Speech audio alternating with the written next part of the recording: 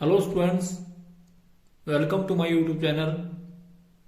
आज हम class +1 chapter number 11 depreciation का क्वेश्चन नंबर 2 का ए और बी पार्ट करेंगे। तो question is as follows: a plant and machinery was purchase for ₹45,000 on 1st January 2007. Its estimated life is 10 years and the residual value is ₹5,000. On 1st January 2009, the another machinery was purchased for ₹35,000. Its estimated life is ₹15 years and scrap value will be ₹5,000. Charge depreciation on straight line method and show the plant and machinery account from 2007 to 2010. Accounts are closed 31st December every year. तो किस प्रकार से जो है इस question को किया जाएगा। क्वेश्चन आपके सामने। सबसे पहले आपने 1 जनवरी को 2007 को एक फर्स्ट जो आपका प्लांट एंड मशीनरी उस पर डेप्रिसिएशन लगेगा। फर्स्ट जो आपका प्लांट एंड मशीनरी उस पर डेप्रिसिएशन लगेगा आपका 45,000 का शुरू में था। उसमें उसकी स्क्रैप वैल्यू जो है वो 5,000 थी और 10 साल उसकी एस्टिमेटेड लाइफ थी। इसका मतलब है कि ₹40,000 को आप 10 से डिवाइड करेंगे तो हर साल जो है आपका ₹4,000 जो है वो डेप्रिसिएशन लगेगा।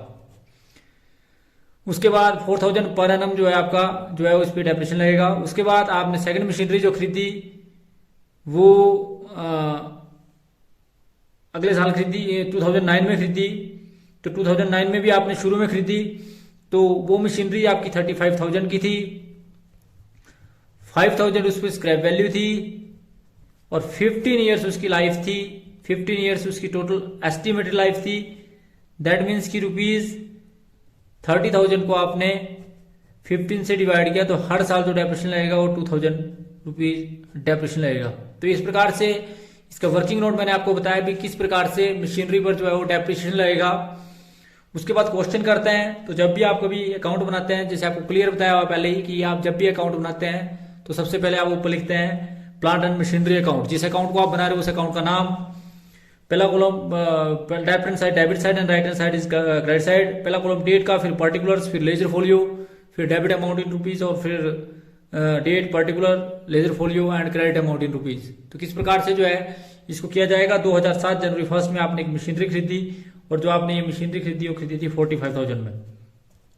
तो 45,000 में आपने मशीनरी खरीदी, फिर आपने इसमें डेप्रिसिएशन लगाया 2007 दिसंबर 31 को। तो आपने जब इस पे डेप्रिसिएशन लगाया तो इस पे पहले मशीनरी पे जो डेप्रिसिएशन लगा वो लगा 4,000।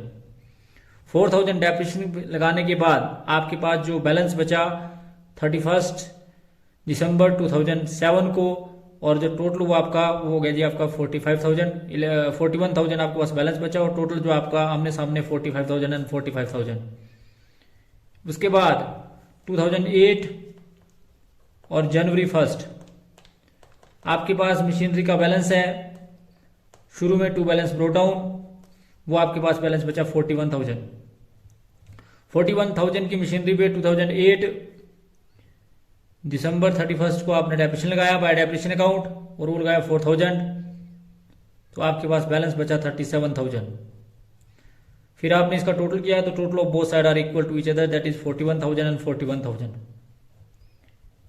फिर उसके बाद 2009 जनवरी 1 में आपके पास फर्स्ट मशीनरी का बैलेंस जो है वो 37,000 है और एक आपने एक सेकंड मशीनरी और खरीदी जो आपने 35,000 की खरीदी। तो जिसके लिए आपने 2 बैंक किया, वो भी आपने जनवरी 2009 में फर्स्ट में शुरू में खरीदी। फिर आपने दिसंबर 2009 दिसंबर 31 को आपने इस पर डेप्रिसिएशन लगाया। तो फर्स्ट मशीनरी पे आपने डेप्रिसिएशन लगाया 4,000 और सेकंड मशीनरी पे आपने लगाया 2,000। जो टोटल आपने डेप्रिसिएशन लगाया हुआ लगाया 6,000। उसके बाद आपने इसका टोटल किया। टोटल करने के बाद डेबिट साइड का टोटल जो है वो ज़्यादा आया और इसका डेबिट साइड का टोटल जो आया वो आया जी 72,000। 72,000 में से 6,000 घटाया तो 66,000 आपके पास 31 दिसंबर 2009 में बैलेंस बचा। आमने सामने 72,000 और 72,000 आपस में बराबर किया। फिर 2010 और जनवरी 1 की अगर बात करें तो फिर आपने बैलेंस आपके पास आया दोनों मशीनरी का टू बैलेंस ब्रॉट डाउन, ये आपके पास आया 66,000। फिर आपने डेप्रिसिएशन लगाया फर्स्ट मशीनरी पे और सेकंड मशीनरी पे भी 6,000। फिर 66,000 आपका आमने सामने का टोटल बराबर आया, फिर उसमें से 6,000 कटाया तो आपके पास 60,000 आया। The totalling of both side are equal to each other, that is 6,000 and 6,000। फिर आपने इस बैलेंस को जो है 2011 जनवरी 1 में ले गए टू बैलेंस ब्रॉट डाउन और ये आपके पास आया 60,000। तो ये था जी आपका क्वेश्चन नंबर 2 का ए पार्ट। अब हम अगला क्वेश्चन पढ़ते हैं और उसको करेंगे फिर।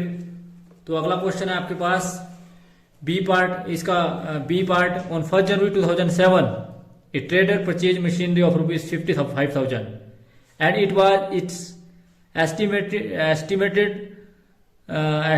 that after 10 years इसकी जो रेजिड्यूल वैल्यू या जिसको आप बोलते हैं scrap value will be 5,000। On 1 March 2008 and 1 July 2010 additional machinery आपने फिर परचेज करी। एक थी 9,500 की जिसकी स्क्रैप वैल्यू 500 है, और एक 8,400 की जिसकी रेजिड्यूल वैल्यू जिसको स्क्रैप वैल्यू बोलते हैं 400 है respectively. The working life of both the additional machinery is 10 years. Show the machinery account and and the depreciation account for the first 4 years. If depreciation is write off according to the fixed installment method and the account are closed 31st December every year. तो अब आपने 3 मशीनरियां खरीदी और अलग अलग date को खरीदी। किस प्रकार से उन मशीनरी पे आपने डेप्रिसिएशन लगाया? तो सबसे पहले तो आपने एक मशीनरी खरीदी थी। क्वेश्चन नंबर 2 का पहले हम वर्किंग नोट करते हैं। तो depreciation on the machinery purchase on 1 जनवरी 2007।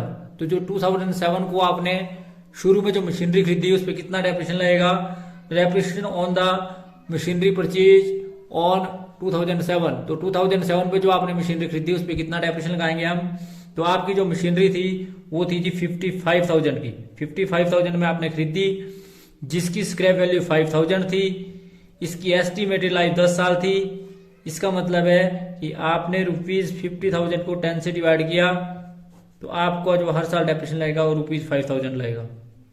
इसी प्रकार से आपने depreciation on the machinery purchase on 1 जनवरी 2008, जो 2008 में आपने खरीदी वो आपने खरीदी थी 9,500 की, और वो उसकी स्क्रैप वैल्यू थी 500 और उसकी एस्टिमेटेड लाइफ भी 10 ईयर्स थी। इसका मतलब है कि ₹9,000 की मशीनरी पर आपने हर साल जो डेप्रिसिएशन लगाया वो लगाया जी आपका ₹900।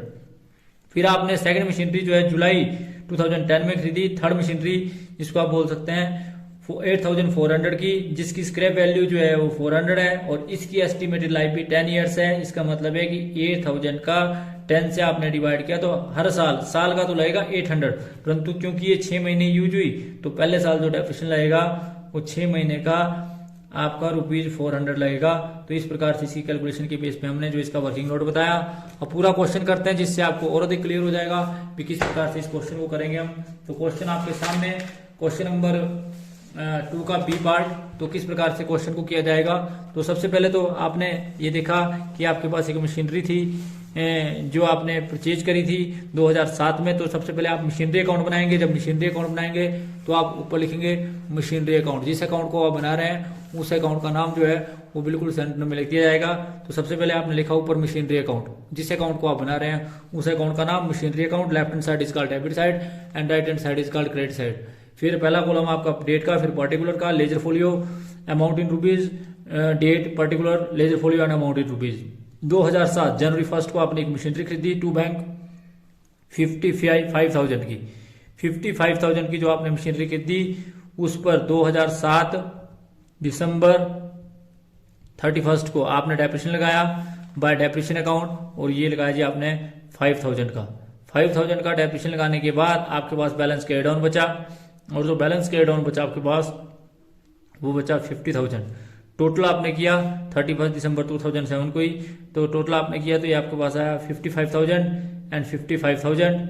फिर इस बैलेंस को आप 2008 जनवरी 1 को ले गए और ये आपका बैलेंस था 50,000, जिसमें आपने एक मशीनरी और खरीदी जनवरी 2008 में ही टू बैंक। तो जितने की आपने खरीदी वो खरीदी आपने 9,500 की। फिर आपने दोनों मशीनरी पे डेप्रिसिएशन लगाया। पहली मशीनरी पे 5,000 और दूसरी मशीनरी पे 900। दैट मीन्स की टोटल जो आपने लगाया वो लगाया 5,900। फिर आपने टोटल किया इसका, तो टोटल करने के बाद इसका टोटल आया डेबिट साइड का 59,500 और क्रेडिट साइड का टोटल भी आप उतने लिखते हैं 59,500। फिर आपने बैलेंस निकाला, तो बैलेंस निकालने के बाद ये दोनों मशीनरी का जो कुल मिला के बैलेंस आया वो आया 53,600। तो उसके बाद इस यानी कि ये जो बैलेंस आपके पास आया ये 2008 दिसंबर 31 को आपने डेप्रिसिएशन भी लिखा है और उसी तारीख को आपको बैलेंस भी आया। फिर जनवरी 2009 में आपके पास इसका बैलेंस बचा 53,600। फिर आपने दोनों मशीनरी पे 2009 दिसंबर 31 को फिर डेप्रिसिएशन लगाया बाय डेप्रिसिएशन अकाउंट, और वो भी आपका 5,900 ही लगेगा, 5,900, क्योंकि पहली मशीनरी पे 5,000 और सेकंड मशीनरी पे 900 पूरे साल का। फिर 31 दिसंबर 2009 को आपके पास बैलेंस बचेगा मशीनरी का, वो बचेगा 47,700। फिर आप इसका टोटल करेंगे, totalling of both side are equal to each other, that is 53,600 and 53,600। फिर आपने इस बैलेंस को 2010 में जनवरी 1 में ले गए, जिसके लिए आपने लिखा टू बैलेंस ब्रो डाउन, और ये बैलेंस आया 47,700। 47,700 में आपने फिर डेप्रिसिएशन लगाया। फिर आपने जब डेप्रिसिएशन लगाया तो आपने एक मशीनरी और खरीदी थी जुलाई में जो आपने मशीनरी खरीदी वो खरीदी 8,400 की। फर्स्ट मशीनरी पे आपका डेप्रिसिएशन लगा 5,000, सेकंड मशीनरी पे 900 और थर्ड मशीनरी पे साल का लगना था 800, परंतु 6 महीने का लगेगा 400, क्योंकि आप सभी जानते हैं कि 800 का 6/12 यानी कि 400 जो आपका डेप्रिसिएशन लगेगा, और जो टोटल आपका डेप्रिसिएशन लगा वो लगा जी 6,300 के बाद आपने इसका टोटल किया तो डेबिट साइड का टोटल जो ज्यादा आया, और डेबिट साइड का टोटल जो आया वो 56,100 आया। और फिर आपके पास जो अंत में जो बैलेंस बचा वो बचा जी 49,800, और totalling of both side are equal to each other, that is 56,100। तो ये था जी आपका मशीनरी अकाउंट। उसके बाद इसका बैलेंस जो है वो भी लिखेंगे हम 2011 में जनवरी 1 को, और ये जो बैलेंस है ये 49,800 आपके पास रहेगा। फिर आप डेप्रिसिएशन अकाउंट बनाएंगे। जब भी कोई अकाउंट बनाया जाता है तो उससे पहले उसका नाम लिखा जाता है depreciation account. Left hand side is called debit side, right hand side is called credit side.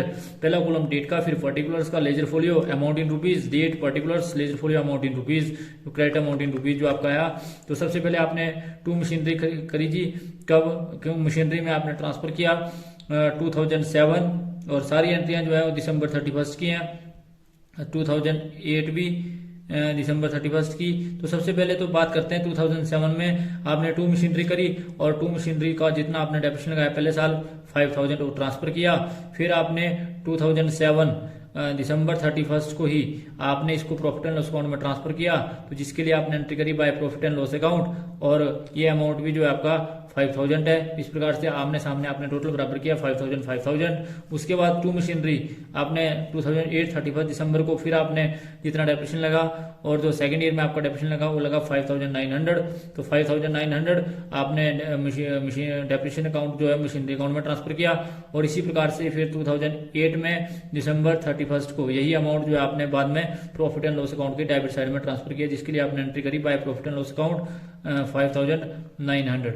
फिर उसके बाद 2009 दिसंबर 31 को फिर टू मशीनरी, और जितना आपने टोटल डेप्रिसिएशन लगाया 2009 में वो 2009 में वो भी था 5,900, उसमें कोई चेंज नहीं हुआ था। इसी प्रकार से 2009 दिसंबर 31 में आपने इसे प्रॉफिट एंड लॉस अकाउंट के डेबिट में ट्रांसफर किया, जिसके लिए आपने एंट्री करी profit and loss account debit to depreciation account. तो डेप्रिसिएशन के क्रेडिट में आपने 5,900। इसी प्रकार से फिर आपने machinery depreciation account debit to machinery करा 2010 में दिसंबर 31 में, और इसकी लेजर पोस्टिंग करी आपने डेप्रिसिएशन अकाउंट में 6,300 जो टोटल आपने डेप्रिसिएशन लगाया, और इसी को ही आपने 2010 यानी कि दिसंबर 31 को आपने by profit and loss account में ट्रांसफर किया by profit and loss account. और कितना ट्रांसफर किया जी आपने 6,300। तो ये था जी आपका क्वेश्चन नंबर 2 का बी।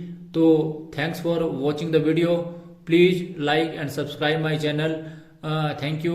और ध्यान रखें प्यारे बच्चों, क्योंकि क्वेश्चन जो है ये पहला क्वेश्चन या दूसरे क्वेश्चन में से कई बार जो है आसान क्वेश्चन आपको आता है, तो ये भी क्वेश्चन आसान है।